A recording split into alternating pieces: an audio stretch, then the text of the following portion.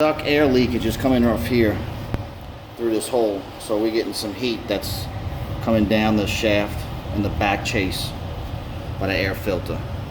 Very, very hot coming out right here. This is the air being drawn in, but up here through these openings here, a lot of heat. You can see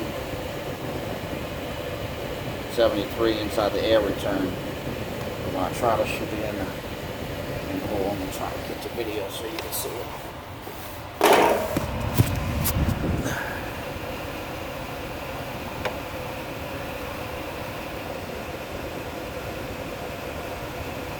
$86 going up, so we're losing heat. It's probably the air duct that's open in the back because the heat is on right now, and it's probably an air leak in the back.